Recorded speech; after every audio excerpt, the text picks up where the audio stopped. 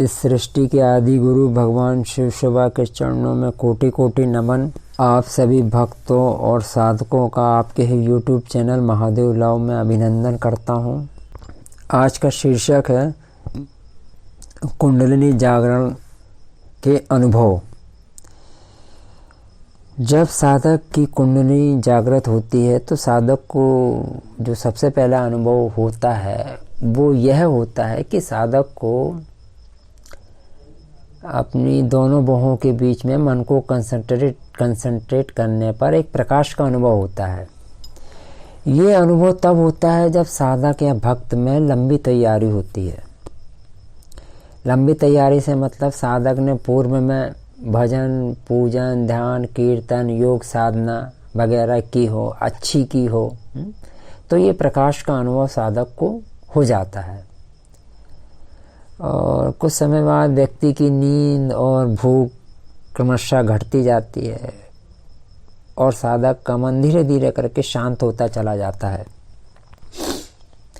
कुंडलिनी जागरण के पूर्व साधक को एक और संकेत प्राप्त होता है कि जब काफ़ी लंबे समय तक इंगला और पिंगला नाड़ी के साथ साथ चलने के कारण सुषुम्ना चलना शुरू हो जाती है तो यह साधक के लिए आगे किसी विशिष्ट आध्यात्मिक अनुभव के होने का संकेत होता है।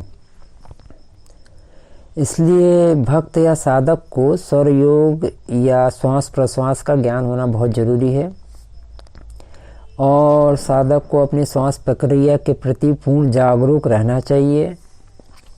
नॉर्मली चंद्रमा की कलाओं के अनुसार दोनों नासिकाओं में श्वास प्रश्वास का क्रम प्रत्येक चौथे दिन बदलता रहता है, किंतु यदि नासिकाएं कम से कम 15 दिनों तक एक साथ चलती रहें तो यह साधक के लिए निश्चित ही होने वाले किसी आध्यात्मिक अनुभव की सूचना होती है।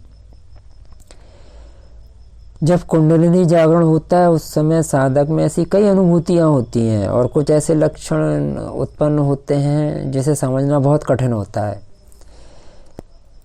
एक विशिष्ट अनुभूति जो सामान्यतः सभी साधकों में होती है वह यह है कि रीढ़ की हड्डी के निचले हिस्से में शक्ति के मुक्त होने की फीलिंग या आभास साधक को होता है। इसके साथ में मूलाधार में जलन हो सकती है। सुषुम्ना में शक्ति के ऊपर नीचे आने जाने का भी अनुभव हो सकता है। इस स्थिति में कुछ ध्वनि या संगीत सुनाई पड़ता है, जैसे ढोलक की आवाज़ आना, कभी बांसुरी की आवाज़ आना, कभी घंटियों की आवाज़ आना, कभी चिड़ियों आदि की ध्वनि अथवा कोई और अन्य दिव्य संगीत सुनाई पड़ना। कभी साधक को अपने सर के ऊपर उमड़ते घुमड़ते काले बादलों की एवं उनके गरजने की ध्वनि सुनाई देने के भी अनुभव हो सकते हैं। कभी साधक को अपना शरीर अत्यधिक हल्का फील होता है और साधक को अपनी रीढ़ की हड्डी ऐसे दिखाई देती है जैसे जलती हुई ट्यूबलाइट हो। इसी के साथ साधक के मन में दबे हुए समस्त विचार, क्रोध एवं वासनाएं साधक के मन की ऊपरी सतह पर उमड़ने लगती हैं। कभी तो साधक के मन में भय इतना बढ़ जाता है कि हो सकता है वो सो ही ना पाए। कभी साधक को खाना ही खाना सूझता है। परंतु ये सब जो लक्षण रहते हैं ये कुछ ही दिनों या हफ्तों के लिए रहते हैं, उसके बाद ऑटोमेटिक ये समाप्त भी हो जाते हैं। कुछ साधकों में को अतीन्द्रिय पावर प्राप्त हो जाती है।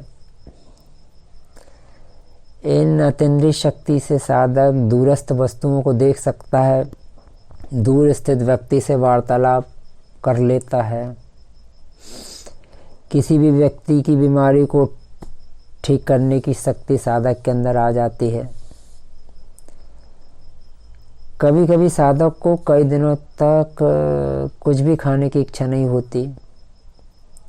ऐसा भी साधक के साथ हो सकता है कि साधक को 15-20 दिनों तक भूख ही ना लगे और कोई साधक को जबरदस्ती खिलाए तो भी साधक से खाया ना जा सके। कभी कभी साधक का मन निराश रहता है और साधक सिर्फ बैठना या लोगों से अलग अथवा कटे-कटे से रहना चाहता है। साधक का मन सांसारिकता से ऊब भी सकता है और हो सकता है कि साधक कई दिन पूर्णतः विरक्त रहकर बिताए, किंतु साथ ही साथ जो साधक में एक बहुत अच्छी चीज़ होती है वो यह होती है कि साधक का मन बहुत एक्टिव हो जाता है, बहुत क्रियाशील हो जाता है। इस समय साधक को देवताओं व दिव्यात्माओं के दर्शन हो सकते हैं। ऐसा साधक बाह्य जगत में तो साधारण की तरह ही जीवन व्यतीत करता है, परंतु ऐसे साधक का आंतरिक चेतना का जो लेवल होता है वो सामान्य लोगों से कहीं अधिक ऊंचा होता है।